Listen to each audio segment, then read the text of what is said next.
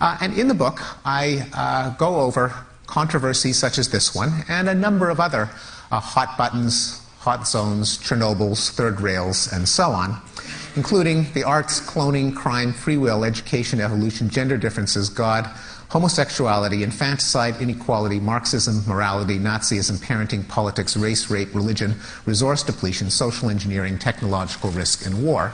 And needless to say, there were certain risks in taking on these subjects. When I wrote a first draft of the book, I circulated it to a number of colleagues for comments, and here are some of the reactions that I got. Better get a security camera for your house. Don't expect to get any more awards, job offers, or positions in scholarly societies. Tell your publisher not to list your hometown in your author bio. Do you have tenure? Well, the book came out in October, and nothing terrible has happened. There was indeed reason to be nervous, and there were moments in which I did feel nervous, knowing the history of what has happened to people who've taken controversial stands or discovered disquieting findings in the behavioral sciences. There are many cases, some of which I talk about in the book, of people who've been slandered, called Nazis, physically assaulted, threatened with criminal prosecution for stumbling across or arguing about controversial findings. And you never know when you're going to come across one of these booby traps. My favorite example is a pair of psychologists who did research on left-handers and published some data showing that left-handers are, on average, more susceptible to disease, more prone to accidents, and have a shorter lifespan. It's not clear, by the way, since then whether that is an accurate generalization, but the data at the time seemed to support that.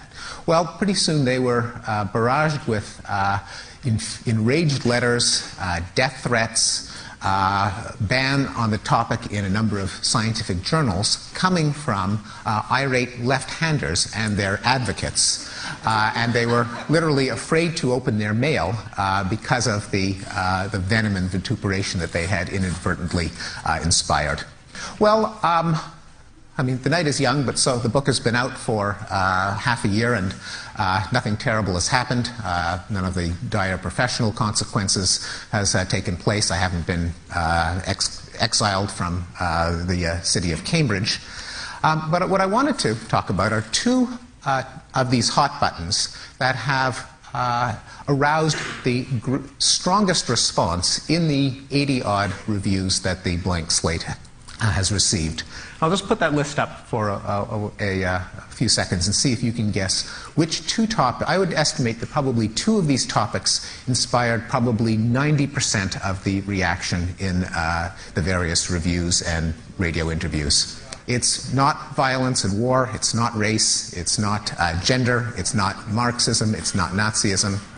They are the arts and parenting.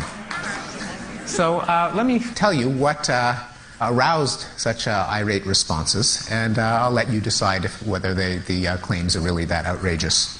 Well, let me start with the arts. I note that among the long list of human universals that I presented a few slides ago are art. There is no society ever discovered in the remotest corner of the world that has not had something that we would consider the arts. Visual arts, decoration of surfaces and bodies appears to be a human universal. Telling of stories, music, dance, poetry found in all cultures, and many of the motifs and themes that give us pleasure in the arts can be found in all human societies.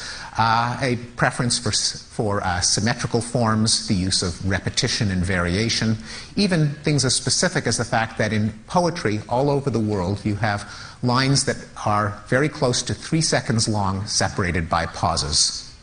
Now, on the other hand, in the second half of the 20th century, the arts are frequently said to be in decline. And I have a collection, probably 10 or 15 headlines from highbrow magazines deploring the fact that the arts are in decline in our time. I'll give you a couple of representative quotes. we can assert with some confidence that our own period is one of decline, that the standards of culture are lower than they were 50 years ago, and that the evidences of this decline are visible in every department of human activity. That's a quote from T.S. Eliot, a little more than 50 years ago. And a more recent one, the possibility of sustaining high culture in our time is becoming increasingly problematical. Serious bookstores are losing their franchise. Non-profit theaters are surviving primarily by commercializing their repertory. Symphony orchestras are diluting their programs. Public television is increasing its dependence on reruns of British sitcoms. Classical radio stations are dwindling. Museums are resorting to blockbuster shows. Dance is dying. That's from Robert Brustein, the famous drama critic and director in The New Republic about 5 years ago. Well, in fact, the arts are not in decline.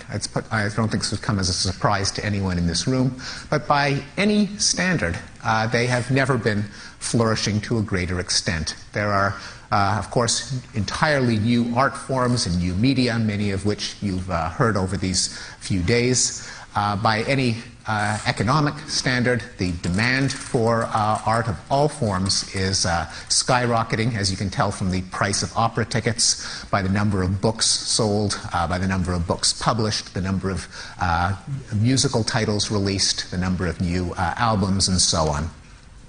The only grain of truth to this complaint that the arts are in decline come from three spheres.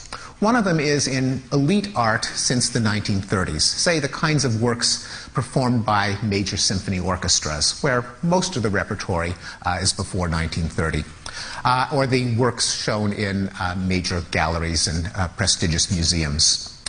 In literary criticism and analysis, probably 40 or 50 years ago, literary critics were a kind of cultural hero. Now they're kind of a national joke. And in the humanities and arts programs in the universities, which by many measures indeed are in decline. Students are staying away in droves.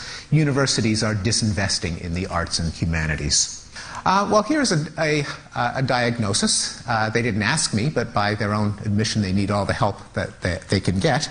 And I would like to suggest that it's not a coincidence that this supposed decline in the elite arts and criticism occurred in the same point in history in which there was a widespread denial of human nature.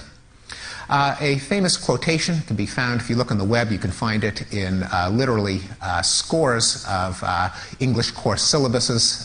In or about December 1910, human nature changed. A paraphrase of a quote by Virginia Woolf, and there's some debate as to what she actually meant by that, but it's very clear looking at these syllabuses that it's used now as a way of saying that all of the forms of appreciation of art that were in place for centuries or millennia in the 20th century were discarded.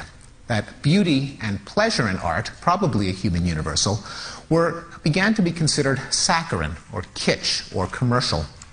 Barnett Newman had a famous quote that the impulse of modern art is the desire to destroy beauty, which was considered bourgeois or tacky.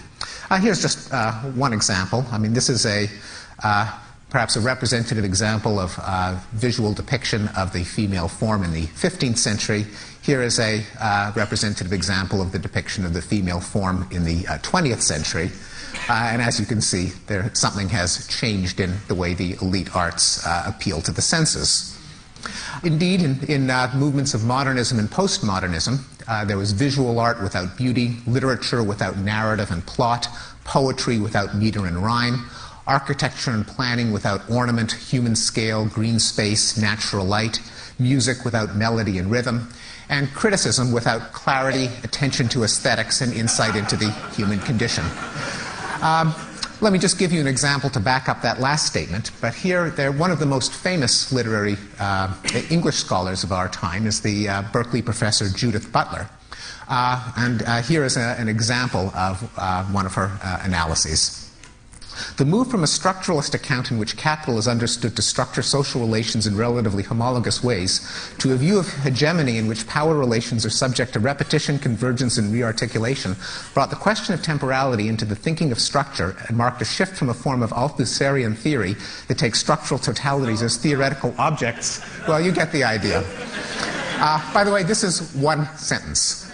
You can actually parse it. Well, the argument in the blank slate was that elite art and criticism in the 20th century, although not the arts in general, have disdained beauty, pleasure, clarity, insight, and style. People are staying away from elite art and criticism. What a puzzle. I wonder why.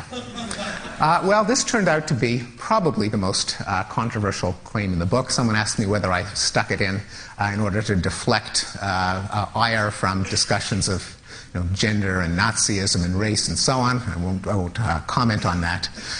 But it certainly inspired an energetic reaction from many university professors.